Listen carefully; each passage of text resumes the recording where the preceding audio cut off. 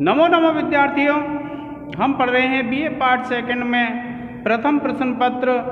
और उस प्रश्न पत्र में हमने प्रारंभ किए विद्यार्थियों कठोपनिषद के प्रथम अध्याय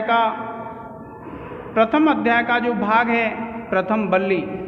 और इसमें यम नचिकेता संवाद एक प्रमुख संवाद है। अब देखिए, जब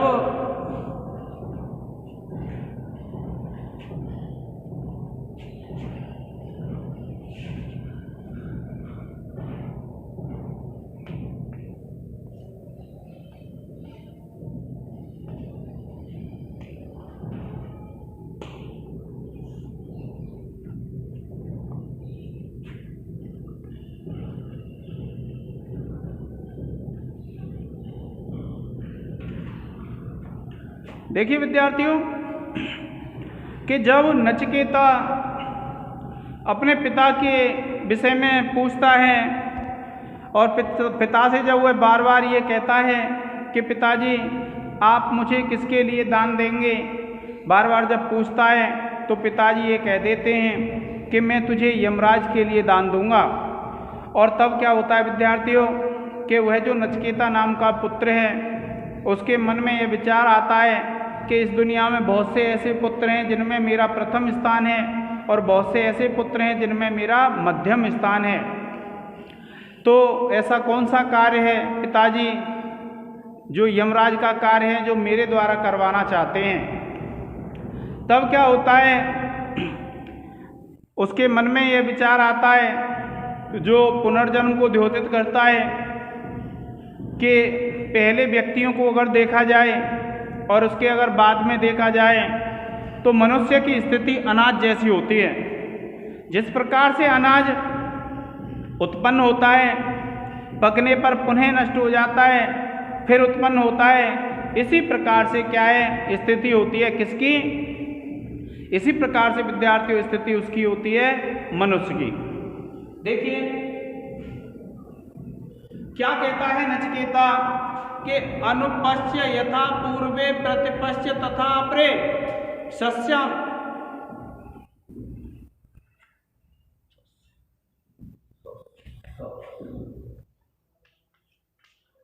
क्या कहता है नचिकेता कि अनुपश्य यथा पूर्वे प्रतिपश्य तथा अपरे सस्यामेव मर्त्यः पच्यते सस्यामेव आजायते पुनः।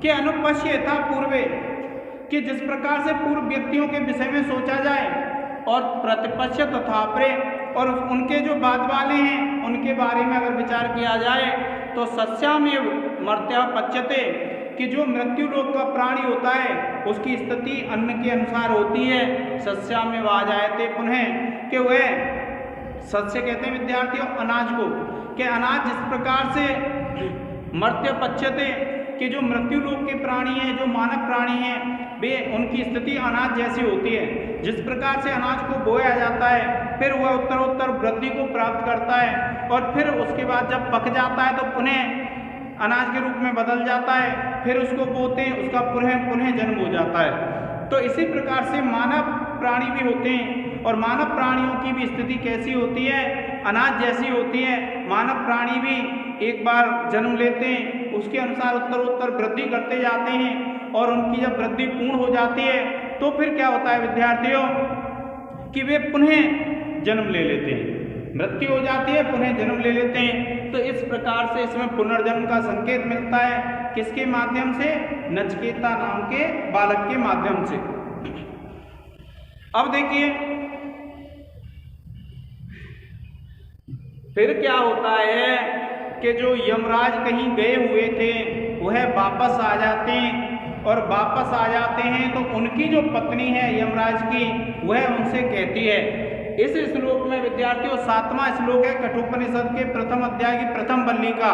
इसमें अतिथि के महत्व को बताया गया है। क्या कहती है यमराज की पत्नी कि वैश्वानरः प्रविशत्य अतिथि ब्राह्मणो गृहे गृहान तस्यैतां शांतिं कुर्वन्ति हर वैवस्वत उदकम।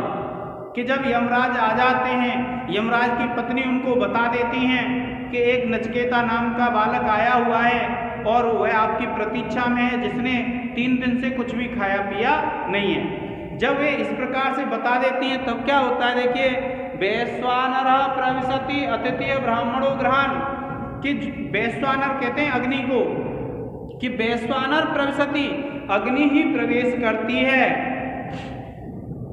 अतिथि ब्राह्मणो गृहान, कि जो ब्राह्मण अतिथि किसी के घर में प्रवेश करते हैं तो वह आप ये समझ लीजिए साक्षात रूप से अग्नि ही प्रवेश करती है। और तस्येतां शांतिम कुर्वन्ति, इसलिए उस अग्नि की शांति करने के लिए या उस अग्नि की शांति करनी चाहिए।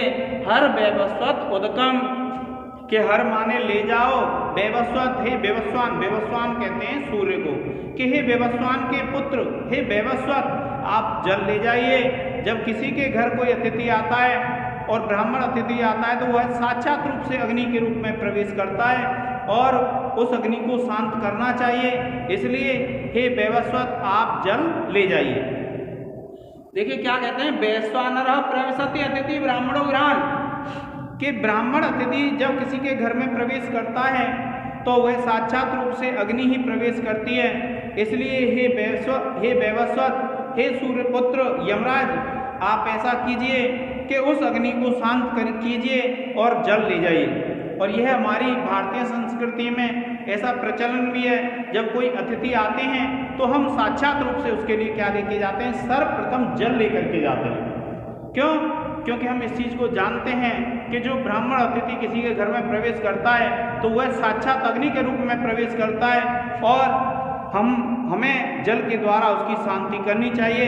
इसलिए वह जो यमराज हैं उनकी पत्नी यमराज को अतिथि के महत्व को बताती हैं और उनके लिए जल लेकर के यमराज को उस बालक नचिकेता के पास भेजती हैं। अब देखिए इसमें यह बताया गया है कि अगर किसी व्यक्ति के घर पर भूखा ब्राह्मण रहता है, अतिथि और भूखा ब्राह्मण रहता है तो उसकी सर्वस्व का नाश हो जाता है। देखिए,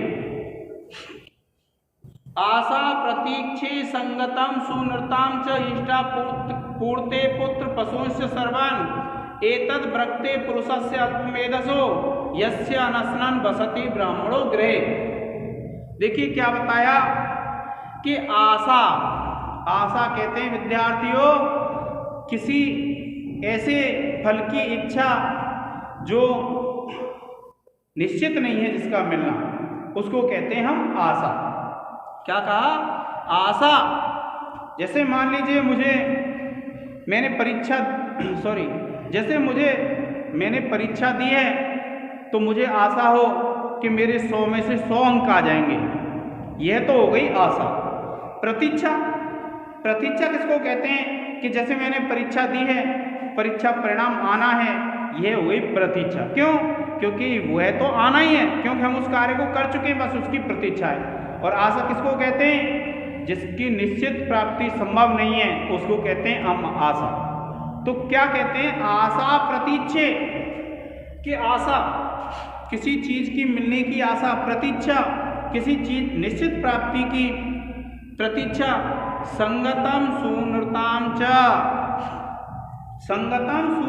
च, अच्छी वाणी, इष्टा पूर्ते, के यज्ञ आदि से जो प्राप्त होने वाला है, पुत्र पशुन सर्वान, पुत्र और पशु सबको, एतद् ब्रक्ते, यह नष्ट कर देता है, जला करके नष्ट कर देता है, पुरुषस्य, पुरुष के को, अल्प मेधसः, कि जो अल्प मेधा वाला, अल्प बुद्धि वाला जो पुरुष होता है उसके संपूर्ण आशा प्रतीक्षा संगतम सुनृताम इष्टा पूर्ते, पुत्र और पशु सबको नष्ट कर देता है। अल्प मेधसः, जो पुरुष अल्प बुद्धि वाला होता है उस पुरुष के सब कुछ को नष्ट कर देता है। किसके को? यस्य, जिसके, अनशनन्, न कुछ खाए हुए भूखा, बसती, रहता है, ब्राह्मणों गृहे, जिस व्यक्ति के घर में भूखा ब्राह्मण निवास करता है उस व्यक्ति की संपूर्ण आशा प्रतीक्षा संग सुनृत इष्ट आपूर्ति पुत्र और पशु सब कुछ नष्ट हो जाता है। और ऐसे किसके? ऐसा जो अल्प बुद्धि वाला व्यक्ति होता है, जिस अल्प बुद्धि वाले व्यक्ति के घर पर ब्राह्मण भूखा निवास करता है, ऐसे उस व्यक्ति के संपूर्ण चीजें नष्ट हो जाती हैं। आप एक बार इसको पढ़ लीजिए।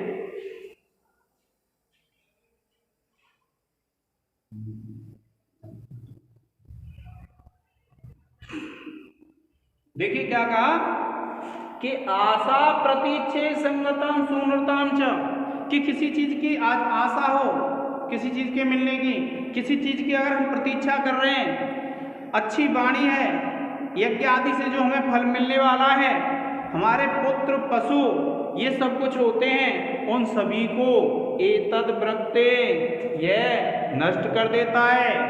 किसके को?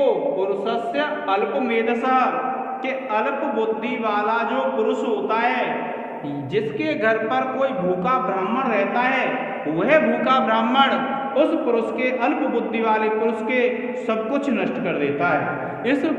इस श्लोक में विद्यार्थियों अतिथि का महत्व बताया गया है कि अतिथि का यह महत्व होता है, अगर कोई व्यक्ति हमारे घर पर आता है तो हमें उससे जल के द्वारा जल पिलाना चाहिए, उसके बाद उसकी आत्मा को तृप्त करना चाहिए। और जिस अल्प बुद्धि वाले व्यक्ति के घर पर भूखा ब्राह्मण अतिथि रहता है, उसका सब कुछ नष्ट हो जाता है। यह इस मंत्र में बताया गया विद्यार्थियों। अब देखिए अब क्या होता है कि इस प्रकार से इन दो मंत्रों में यमराज की पत्नी यमराज को बता देती हैं, और तब जल लेकर के यमराज उस ब्राह्मण बालक नचिकेता के पास पहुंचते हैं। और क्या होता है देखिए, तिस्रो रात्रि यद अवासी ग्रहे